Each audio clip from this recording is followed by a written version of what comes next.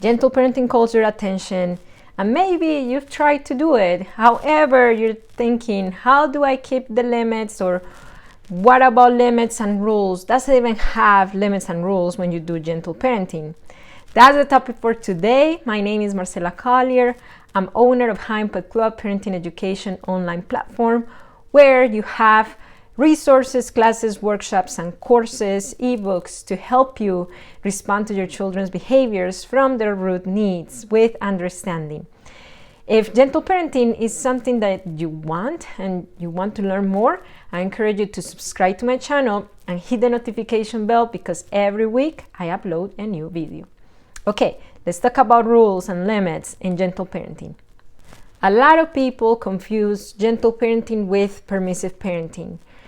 I like the idea of treating my kids with kindness, but I don't like that they don't have consequences. That's not true. In gentle parenting, we do apply consequences, we do discipline our kids, but we don't punish our kids. And that's a topic for a different video. Let's focus on limits and rules, because they're two separate things. One thing are rules and another things are limits. I saw a TikTok. This mom, she practices gentle parenting and she has a child in the autism spectrum. And then she says that he's very into art, he's very into art. And then she gave him a full room in her house for him to write on the wall. And then people were going nuts in the comments. Gentle parenting is permissive. What is this mom doing? She's not teaching him limits. He won't know limits. There were a lot of hate comments there, unfortunately, because people don't understand the difference between these two, rules and limits. So what is a limit? A limit are non-negotiables, things that directly affect our children's health and safety. There are things that if we negotiate those with our children, or we allow them to even do them, we would be neglectful or very permissive on our end. For example, seatbelt. You don't negotiate that. And if you do, then you're not a safe parent. If you allow your kids, or if you negotiate wearing a seatbelt or not, that's a limitation. That's a limit. A rule is different. Rules could be negotiable because they don't affect directly your child's health, safety, or somebody else's health or safety. Rules are family dynamic regulations that people put in place in their family. It varies from family to family, given their priorities, their lifestyle, and considering their own beliefs.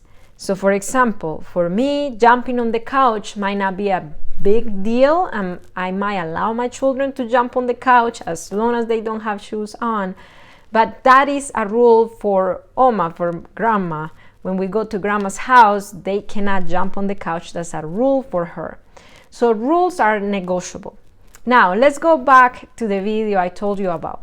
The mom that allowed her child to write on the walls. She said that she gave him a full room to write on the walls.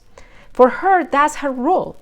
The child is allowed to write on the walls as long as it is that the child has autism, and providing him with a space that he can express himself artistically. For her, that's a priority. It goes with their lifestyle. She said that her husband is actually a painter, and for their family, that's not a big deal. And it doesn't go against their values. She was writing on the wall with her child. They were drawing hearts and shapes. Doesn't compromise their safety, but you're like, I would not allow my child to do that. That's a rule. Respect that rule. Mind your business, because it is from family to family. It varies from family to family. Now, let's talk about consequences, because you could set up those rules and tell your child their limits, but they are going to try to see if you really mean what you say. And that's when you talk about consequences. Yes, gentle parenting does have consequences. And if you want to learn how to discipline your child effectively, I have a full guide on child discipline. By the way, I'm a certified positive discipline educator, and then I teach you A to Z what to do, how to correct your child in a punitive way, in a gentle way, effective way. Now, what is a rule in your family?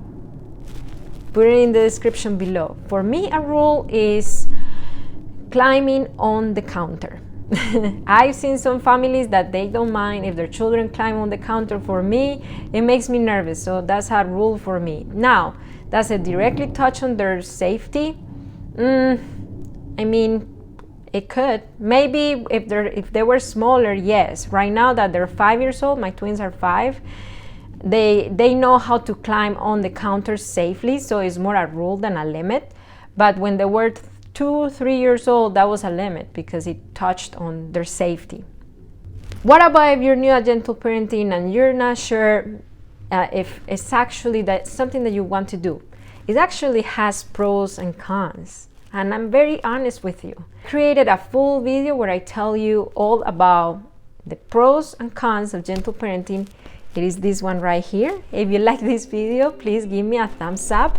And it only takes understanding to break your cycle. You are a cycle breaker, and I'll see you next week with another video.